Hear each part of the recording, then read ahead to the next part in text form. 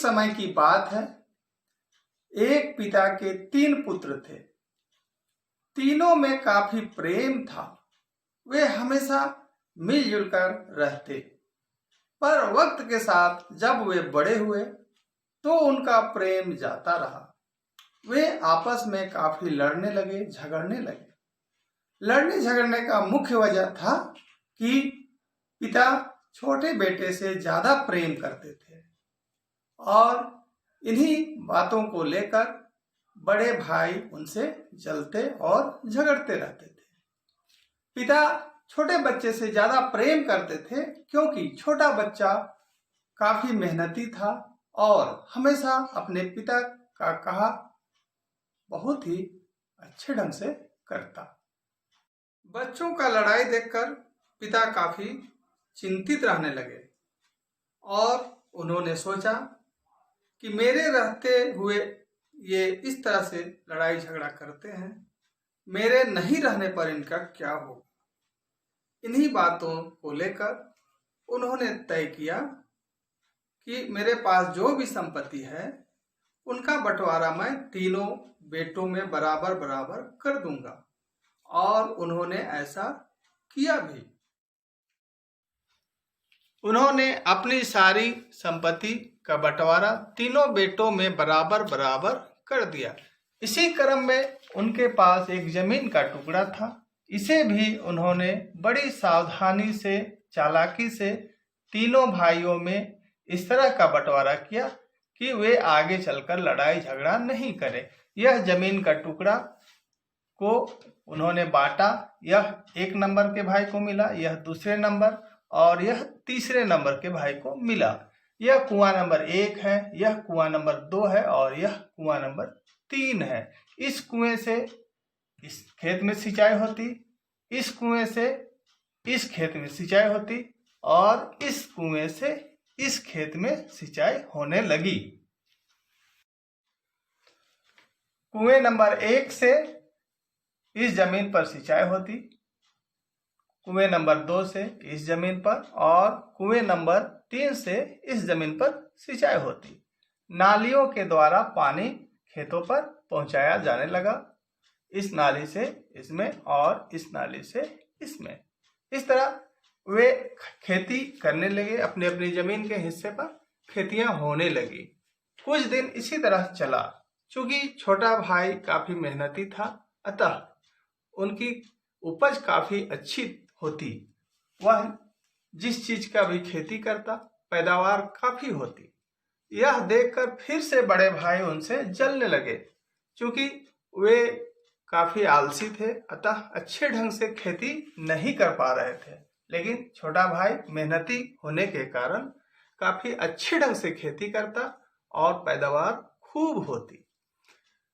वे फिर आपस में लड़ाई झगड़ा करने लगे। उन्होंने सोचा कि छोटे भाई की जमीन कुछ खास है, जिस कारण उसकी उपज बहुत अच्छे ढंग से हो रही है। फिर से लड़ाई झगड़ा देखकर पिता काफी दुखी हुए और उन्होंने फिर से तय किया कि जमीन का बंटवारा अब हमें फिर से नए ढंग से करना होगा। यह सोचकर अब उन्होंने इस जमीन के टुकड़े को फिर से बंटवारा किया। यह कुआं नंबर 1 है, यह कुआं नंबर 2 है, यह कुआं नंबर 3 है। अब नए बंटवारे के हिसाब से 1 नंबर के भाई को यह जमीन का टुकड़ा मिला, यह दूसरे नंबर के भाई को मिला और यह हिस्सा तीसरे नंबर के भाई को मिला। अब फिर से उन्हें सिंचाई करके खेती करनी है, अतः उन्होंने यह शर्त भी रखा कि जब कुएं द्वारा पानी नालियों से पहुंचाया जाएगा तो नालियां इस तरह से हो कि एक नाली के ऊपर से कोई दूसरी नाली प्रवेश न करे। तो इस कुएं से यह एक नाली बनाई गई। कुएं नंबर 2 से इस तरह से नालियां बनाई गई। अब कुएं नंबर 3 से जमीन नंबर 3 पर नालियों के द्वारा पानी पहुंचाया जाना है। शर्त यह है कि इस कुएं का नाली इन नालियों के ऊपर से प्रवेश न करे, ऊपर से होकर ना जाए, क्योंकि यह दीवार है, इधर से भी नाली जा नहीं सकती। नाली इन्हीं रास्तों से होकर जाना है, इधर से पास नहीं करना है।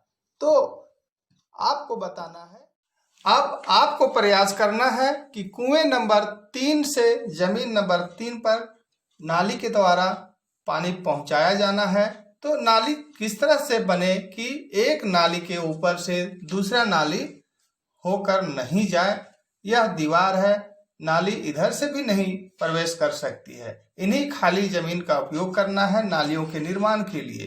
तो आप नालियों का निर्माण करें कि 3 नंबर कुएं से खेत नंबर 3 पर नाली कैसे होकर जाएगी। इन नालियों के ऊपर से वह नहीं जा पाएगी। आप हो सके तो वीडियो रोककर प्रयास करें।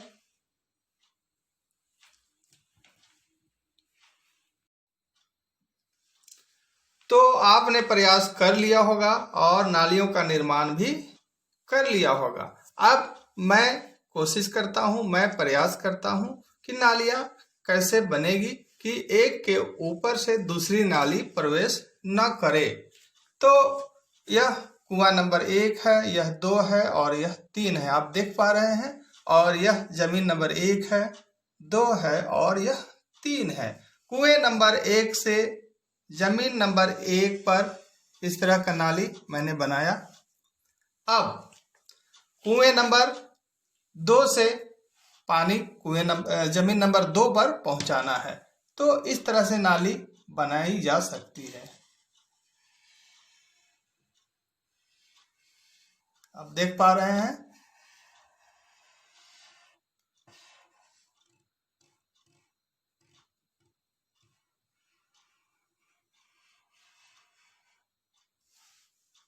कुएं नंबर 2 से इस तरह का नाली का निर्माण हुआ और जमीन नंबर 2 पर पानी पहुंच जाएगी आसानी से।